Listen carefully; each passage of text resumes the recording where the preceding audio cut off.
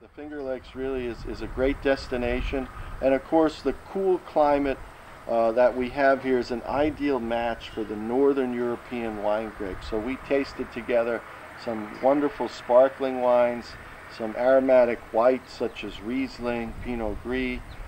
We even have a variety that's the #1 white in Austria called Grüner Veltliner. Well, that's a relatively new project for you, right? That is a relatively new project, and I have a number of friends who are working in restaurants in New York City, and they tell me that one of the top wines that's being sold there is Austrian Grüner Veltliner. And when I did my studies in Germany, I also had relatives in Austria. So while I was studying winemaking and grape growing there, I toured Austrian wine regions, and I fell in love with this Grüner Veltliner. I thought, gee, this would be a perfect match to someday plant in our cool climate vineyards in the Finger Lakes. So we're excited. We have quite a few acres on our Seneca vineyards of Grüner Veltliner, and we feel that this could be an ideal match to the Riesling that's already well established. Many wine writers believe Riesling is probably the best region. The Finger Lakes is the best region in the United States for that grape. Well, Grüner Veltliner could be a future great grape. So why did you decide to plant it in the Seneca soils, which you said were deeper, rather than have them planted over here in the rockier That's a good stuff? question. It was more to do with the climate than the soils. The Grüner Veltliner is not quite as winter hardy as the Riesling. So our Seneca Lake vineyards are located in Hector, which is opposite the deepest portion of the lake there. It's actually 600 feet deep. And so it's a much bigger body of water that offers a greater moderating effect, both in terms of extending the growing season and also moderating winter temperatures. And so we felt we needed that with the Grüner. Grüner means green in German, and part of the reason it's called that is because the canes stay green up until the fall, whereas a Riesling vine nearby have a nice brown color, be prepared for winter, and the Grüner doesn't know that yet. It still thinks it's summer out, you know, so it's growing away. Well, the Austrian winters get pretty tough too. They do, but it's not as hardy, winter hardy as the Riesling. So that's why we grow it in the part of the Finger Lakes that has the most moderate climate.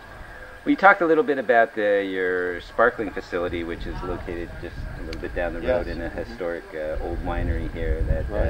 And beautiful. The production on that is relatively small. It is. It's just about 3,000 or 4,000 cases a year. We have a lot of the equipment for the Méthode Champenoise production is actually from the Champagne region in France. So, you know, our production sort of mirrors what a grower, Champagne grower, small grower's production might be. And my father, Willie, actually started that cellar as a separate operation. So here at Dr. Frank's, we only make came table out with a second wines. label called Salmon Run. Could you explain how that's different from the Dr. Frank label? Certainly. The Salmon Run actually was an inspiration because my son and I are avid fishermen. And below us here on Keuka Lake, in these crystal blue waters, are teeming with game fish. So it's actually a fisherman's paradise. And what we have here are landlocked salmon. So that's the Atlantic salmon that is basically stuck in the lake. It can't get out to sea, and so they call it landlocked salmon.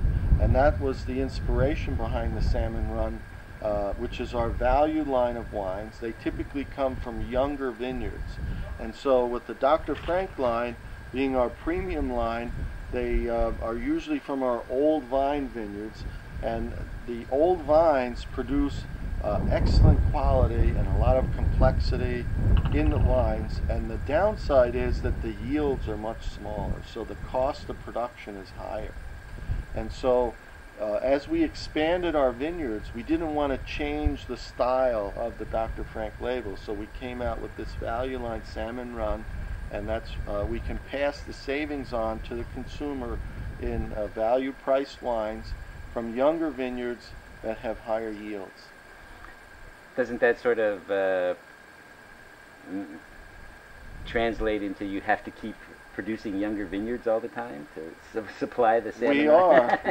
Believe it or not, every year we plant additional acres on our hectare farm, which is our newest land acquisition. We planted only half the acreage so far, so we still have another 30 or 40 acres to go just for that piece.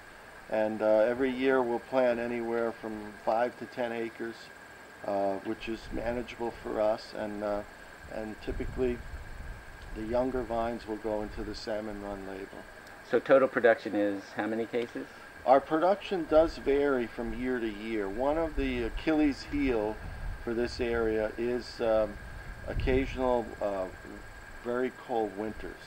And the varieties that we grow, the vinifera, are fairly tender varieties. They can only withstand a certain winter temperature. So one of the challenges of this region is that occasionally, maybe once a decade, we will get a Canadian air mass come through, which will really lower the yield for the following year, because a high percentage of buds would be killed by the winter. So that basically fluctuates our production. Now, many wineries in New York, to counter that, have a greater variety of grapes that they grow, including the native grapes, which are the hardiest, Vitis labrusca, so Concord would be an example of that. It's a much hardier grape. It basically will have a high crop year in, year out, regardless of the winter temperatures.